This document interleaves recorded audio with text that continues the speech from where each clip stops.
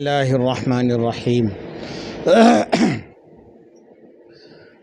آج میں آپ کے سامنے ایک ایسا واقعہ پیش کرنے جا رہا ہوں جس کو سننے کے بعد ہو سکتا ہے کہ آنکھیں بھی ڈبڈبا جائیں، اور ہو سکتا ہے کہ اس واقعے کو سننے کے بعد آپ کا دل خوشی سے مچل بھی جائے۔ اس میں دونوں ہی باتیں ہیں۔ ایک کہاوت ہے کہ کبھی وقت اور انسان ساتھ نہیں دیتے، یعنی کبھی وقت کسی کو کچھ دکھلا دیتا ہے، کبھی وقت کسی کو کچھ دکھلا دیتا ہے۔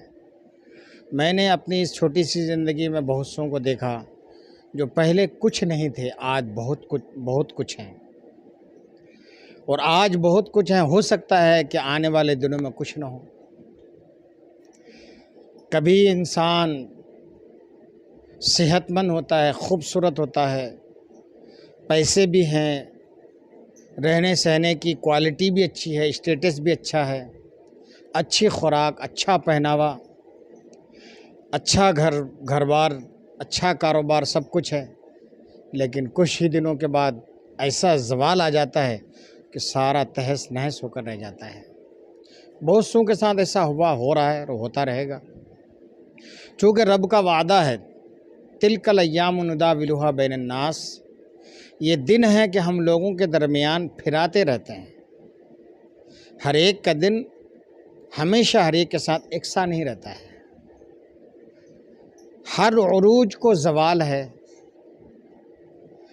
سورج جب اگتا ہے، اگتے کافی اوپر آ جاتا ہے، پھر اللہ تعالیٰ دکھاتا اب تمہیں زوال ہے۔ یہ دنیا والوں کے لیے، ہمارے آپ کے لیے عبرت کا مقام ہے۔ ہر عروج کو زوال ضرور ہے، اس لیے کوئی اپنی دولت پر، اپنی جوانی پر کبھی گھمنڈ نہ کرے۔ چنانچہ اسی دنیا کے ماحول میں رہنے والا ایک بیچارہ عمر نامی شخص تھا۔ اس نے اپنی زندگی کی شروعات اس طرح سے کی کہ اس کو ایک پرائیویٹ کمپنی میں نوکری ملی۔ اپنی محنت کے ذریعے سے جو کچھ کمایا، اچھا کمایا، اور اس کے ذریعے سے اس نے ایک اپنا مکان بھی بنایا اور شادی بھی کی، 2 بچے بھی ہوئے، لیکن اس بیچارے کی زندگی میں ایک زوال آ گیا۔ زوال ایسا آیا کہ بیمار پڑ گیا۔ ایک وقت وہ آیا کہ پھر وہ انتقال اس شخص کا ہو گیا، اس نوجوان کا انتقال ہو گیا، بھری جوانی میں، 2 بچے ہوئے تھے، کتنی عمر، 35 سال کی عمر تھی، انتقال ہو گیا۔ اب آپ جانتے ہیں کہ اس عمر میں جب 2 بچے ہوئے ہوں، بیوی بھی بالکل نوجوانی کی دہلیز پر قدم رکھتی ہوگی، اور اس عمر میں بیوہ ہو جانا خطرے سے خالی نہیں۔ بچے کی زندگی اور ان کی پرورش کا سوال، اپنی عزت و آبرو کا بھی خیال، اور دنیا کے حالات اور ناپاک نگاہیں، ان سب کو بچا کر چلنا ایک بہت بڑی آزمائش اور امتحان ہے۔ بڑی کٹھنائی آئی اس عورت کی زندگی میں۔ یہ صرف واقعے کی طرح پر آپ مت سننا، اس سے آپ اور ہم عبرت لینے کی کوشش کریں، اور ہو سکے تو اگر آپ میرے چینل پہ نئے ہیں تو اس کو سبسکرائب بھی کیجیے، اور آپ سے گزارش ہے کہ آگے اس واقعے کو زیادہ تر بڑھائیں اور لوگوں تک سنائیں، شیئر بھی کریں اور لائک بھی کریں، تاکہ اس واقعے کے ذریعے سے، بہت سارے واقعات دنیا کے ہوتے ہیں جس کے ذریعے سے ہمیں عبرت ملتی ہے۔ ہمارے ایک بزرگ ہیں حضور حافظ ملت رحمۃ اللہ تعالیٰ علیہ، بہت بڑے عالم دین اور اپنے وقت کے مفتی اسلام اور اللہ کے ولی تھے۔ انہوں نے کہا کہ دوسروں کے تجربوں سے تجربہ حاصل کرو، ورنہ اگر خود تجربہ کرنے لگو گے زندگی ختم ہو جائے گی، تجربہ حاصل نہیں ہو پائے گا۔ تو ہمیں دوسروں کی زندگی سے عبرت حاصل کرنا چاہیے، تجربہ حاصل کرنا چاہیے، اور آگے کے لیے ہم ایسے قدم بڑھائیں کہ پھر ہمیں مشکلات کا سامنا نہ کرنا پڑے۔ رب کی مشیت سے تو ہم ٹکرا نہیں سکتے، قسمت میں جو کچھ لکھا ہو تو ہو کر رہے گا، لیکن پھر بھی میں بار بار عرض کرتا ہوں کہ دعا تو کرنی چاہیے کہ اللہ تعالیٰ ہمیں کسی آزمائش اور امتحان میں مبتلا نہ فرمائے۔ بہرحال یہ بیچارے کا انتقال ہو گیا، بیوی بھی ابھی اس عمر میں تھی کہ جس عمر میں ابھی بعض لڑکیوں کی شادی بھی نہیں ہوتی ہے. 2 بچے تھے، یتیم 2 بچے ہیں، بیوی بھی ہے. کمپنی انتقال کے بعد کمپنی سے کچھ تھوڑی بہت رقم جو ملی کچھ دنوں تک اس سے خرچ گھر کا چلتا رہا. لیکن اس نوجوان کی بیوی جو تھی ایک نیک فطرت تھی. اس نے اس غریبی میں بھی اپنے دونوں بچوں کی پڑھائی جاری رکھی، پڑھاتی رہی. ایک دن کچھ ایسا ہوا کہ اس عمر نامی نوجوان کا جو انتقال کر چکا تھا مرحوم کا، یہ تقریباً 8 یا 10 سال کا بچہ تھا جس کا نام ساجد تھا. یہ اسکول گیا تو اسکول میں اس کی آنکھیں رہ کر بند ہو جا رہی تھی اور ایک طرح سے یہ نڈھال حالت میں تھا. تو اس کے ٹیچر نے اس کو دیکھا تو سمجھا کہ شاید آج اس کی طبیعت خراب ہے. پاس بلایا، پوچھا کیا بات ہے. تو اس بچے نے ڈرتے ہوئے سہمتے ہوئے پہلے تو نہیں بولا، لیکن پھر ٹیچر نے شفقت کا ہاتھ رکھا تو اس نے کہا کہ سر میرے ساتھ ایسی پرابلم ہے کہ میرے میرے والد کا ابو کا انتقال ہو گیا ہے، اور کچھ دنوں تک جو ہمارے پاس خرچہ تھا، جو رقم ملی تھی، اس کے ذریعے سے میری ماں نے ہمارا گھر چلایا، پڑھائی کا بندوبست کیا. اب حال یہ ہے کہ کئی دنوں سے فاقے ہو رہے ہیں. رشتہ داروں نے بھی ساتھ چھوڑ دیا، کیونکہ رشتہ دار بھی اسی وقت تک ساتھ دیتے ہیں جب ہماری اور آپ کی جیب گرم ہوتی ہے. جب جیب ٹھنڈی ہو جاتی ہے نا تو اپنے رشتہ دار بہت دور ہو جاتے ہیں. اس لیے کہتے ہیں نا کہ غریب کا کوئی رشتہ دار نہیں ہوتا ہے. یہ بات صحیح ہے کہ اگر آپ کی جیب گرم ہے، مالی حالت، مالی پوزیشن آپ کی اچھی ہے تو دور والے بھی آپ کے قریب ہو جائیں گے، اور اگر مالی پوزیشن اچھی نہیں ہے تو آپ قریب والے بھی دور ہو جائیں گے. کچھ دنوں تک ان کے رشتہ دار آتے جاتے رہے، لیکن جب حالت ڈاؤن ہوتی گئی تو پھر رشتہ داروں نے بھی پوچھنا چھوڑ دیا، کس حال میں گزار رہے ہو، کیا کر رہے ہو، کوئی مطلب نہیں کسی سے. تو اس بچے نے 8-9 سالہ بچے نے کہا کہ سر میرے گھر سے آج 2 دن سے فاقے ہو رہے ہیں، میرے گھر پر کھانے کے لیے کچھ بھی نہیں ہے، اور میں دونوں بھائی بہن بھوکے ہیں، میری ماں بھی بھوکی ہے. میری ماں نے میرے باپ کے انتقال کے بعد گھر میں جھاڑو، کسی کے گھر میں 2-3 گھروں میں جھاڑو پوچھا کرتی ہے. وہاں سے تھوڑے بہت پیسے ملتے ہیں، لیکن اس سے گزارا نہیں ہو پاتا ہے. 2 دن ہو گئے کچھ کھایا نہیں. سر نے جب یہ سنا، سر کا نام بلال تھا، بلال سر نے جب سنا تو بڑا صدمہ ہوا، دل کو چوٹ لگی. چوکیدار کو بلایا اور کچھ رقم اس کے ہاتھ میں دی اور کہا کہ کھانے کی کچھ چیزیں لے کے آؤ. چوکیدار کچھ لا کر دیتا ہے اور بلال سر اس بچے کو ایک کمرے میں تنہائی میں لے جاتے ہیں اور کہتے ہیں بیٹا اس کو کھا لو. اس بچے نے جو کچھ بھی تھا کھایا پیا، اس کے بعد اس کی جان میں جان آئی. بلال سر نے کہا کہ بیٹا جب چھٹی ہو تو پہلے گھر جانے سے پہلے مجھ سے مل لینا. بہرحال چھٹی کا وقت ہوا، سارے بچے چلے گئے. ٹیچر کے کہنے کے مطابق یہ 8-9 سالہ بچہ اپنے ٹیچر کے پاس آیا، بلال سر کے پاس آیا. بلال سر نے اس کو اپنے پیچھے بائک میں بٹھایا اور بازار لے گیا. بازار میں کھانے پینے کی جو بھی چیزیں، راشن کے طور پر جو چیزیں ہوتی ہیں، دال چاول وغیرہ، اپنی حیثیت کے مطابق اس نے بیچارے نے تھیلے میں بھرا اور اس اپنے شاگرد اسٹوڈنٹ کے کچن میں لے جا کر رکھ دیا اور کہا کہ بیٹا ساجد ایسا ہے، آپ فکر مت کرنا، تمہاری ماں سے کہنا کہ وہ بھی فکر نہ کریں، ٹینشن نہ لیں، اور آج کے بعد سے میں ہر مہینے میں تمہارے گھر میں راشن ڈلواتا رہوں گا. جب شام کو اس کی ماں واپس آئی تو دیکھا کہ کچن میں راشن کا سامان رکھا ہوا. بیٹے سے پوچھا بیٹا یہ کہاں سے آیا؟ تو بیٹے نے کہا کہ امی جان آج میرے ساتھ ایسا ایسا ہوا.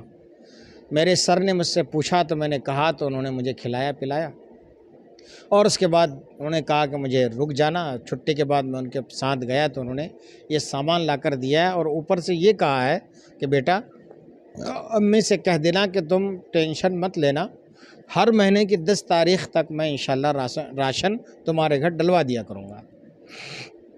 جب ماں نے یہ سنا دل سے دعا نکلی. آج لوگ کہتے ہیں نا کہ دعا کر دینا ہے، یہ صرف خشک ہونٹ ہلا دینے سے کچھ نہیں ہوتا میرے بھائی.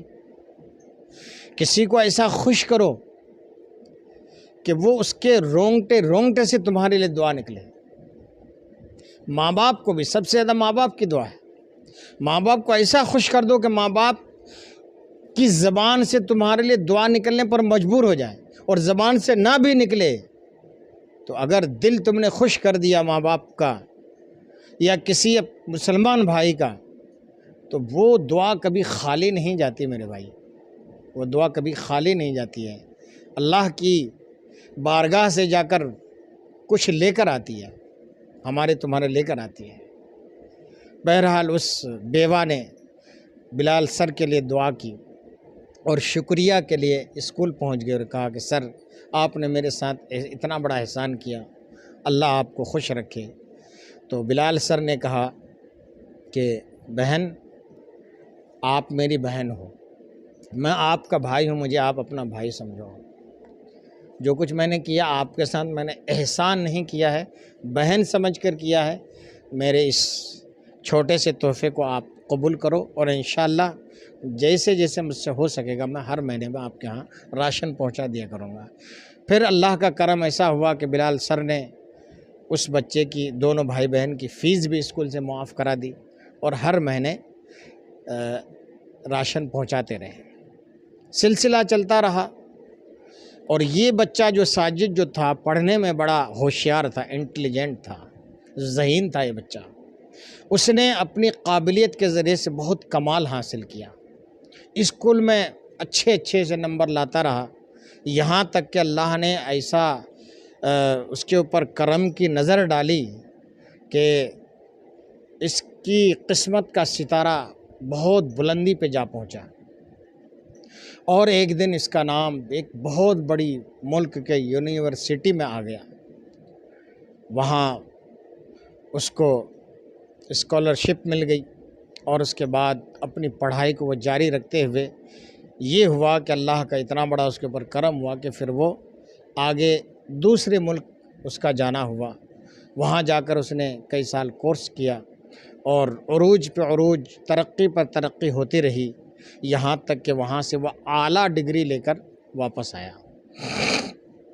آتے ہی اس کو ایک بہت بڑی کمپنی میں نوکری مل گئی، بہت اونچی پوسٹ پہ نوکری ملی، بہت شاندار اچھی تنخواہ تھی، اچھی کوالٹی. اس نے ڈیوٹی جوائن کی اور خوش تھا بہت زیادہ.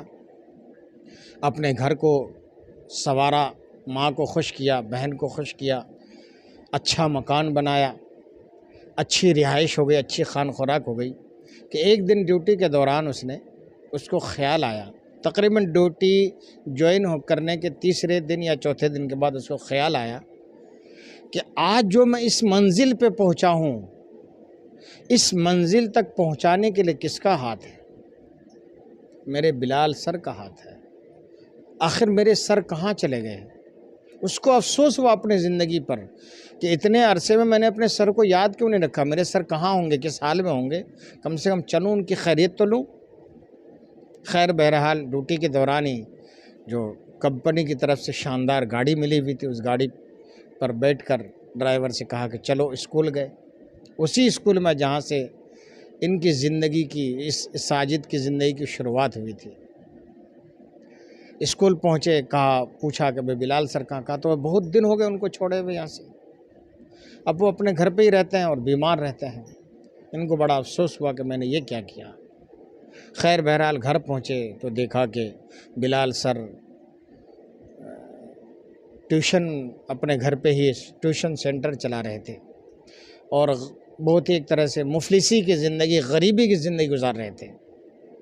ان کی ایک لڑکی تھی جو پاک باز تھی، نیک سیرت تھی، خوبصورت بھی تھی، 2 لڑکے تھے اور ان کی بیٹی ان کا ہاتھ بٹا رہی تھی، یعنی ٹیوشن پڑھانے میں بچوں کو ہاتھ بٹا رہے تھے۔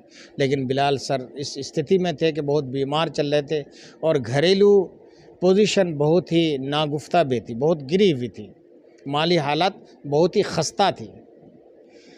ساجد نے اپنی زندگی پر، پچھلی زندگی پر غور کیا کہ ایک دن وہ بھی تھا کہ ہم بہت خستہ حالت میں تھے، یہاں تک پہنچانے میں میرے بلال سر کا ہاتھ ہے۔ یہ بازار گیا، بہت سارے تحفے تحائف لیے اور پھر کیا نام کچھ رقم، اچھی خاصی رقم لی اور اپنے سر کو لے کر دیا کہ سر ہمارا یہ چھوٹا سا گفٹ اور تحفہ قبول کریں۔ سر اتنے دنوں میں جو میں آپ سے غائب رہا، میں آپ کے نگاہوں سے اوجھل رہا اور آپ کی میں نے خیریت میں نہیں لے پایا، اس کے لیے میں معذرت چاہتا ہوں۔ تو سر نے بھی اپنے اس مشفق اور ہونہار باصلاحیت شاگرد اور اسٹوڈنٹ کو دیکھا تو دل خوش ہو گیا۔ بہرحال یہ ساجد اپنے گھر آیا، اپنی ماں سے یہ سارا واقعہ کہہ سنایا، ماں کا دل بھر آیا۔ یہ ماں بھی خیریت پوچھنے کے لیے اپنے بھائی کے گھر پہنچی تو دیکھا کہ وہ بھائی جس نے ہمیں ایک وقت میں سہارا دیا تھا، آج وہ ایسی استھتی میں ہے کہ مفلسی کی حالت ہے، گھریلو حالات نہایت ہی ناگفتہ میں ہیں اور خستہ ہیں۔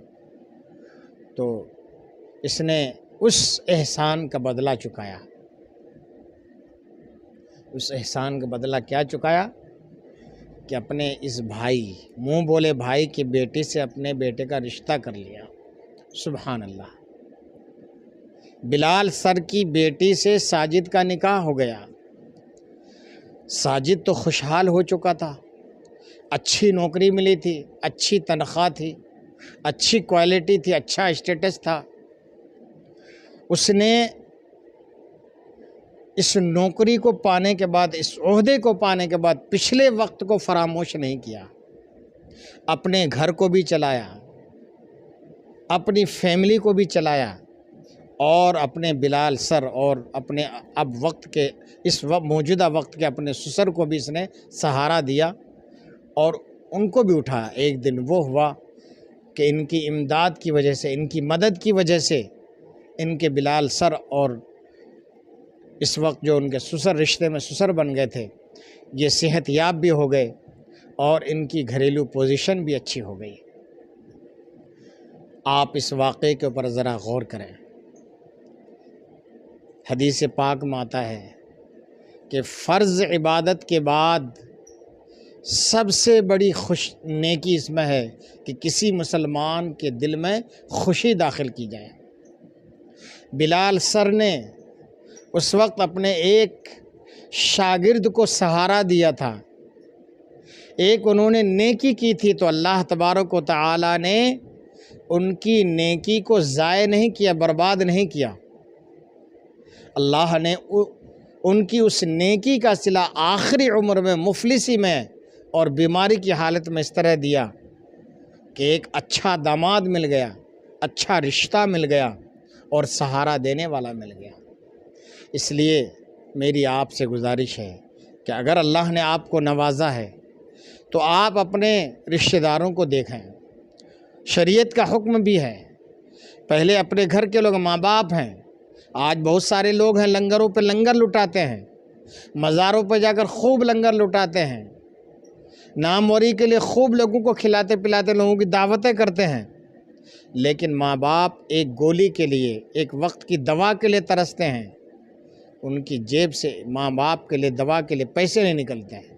ایسی دولت کس کام کی؟ تو اس لیے اپنے گھر کو بھی دیکھیں، ماں باپ کو دیکھیں، اپنے رشتہ داروں کو دیکھیں، اپنے بھائی بہن کو دیکھیں اور آپ کے پڑوس میں دوسرا آپ کے مسلمان بھائی ہے تو آپ ان کو بھی دیکھیں. کیا پتہ کس کے دل سے آپ کے لیے کب دعا نکل جائے اور وہ دعا آپ کے لیے دنیا میں بھی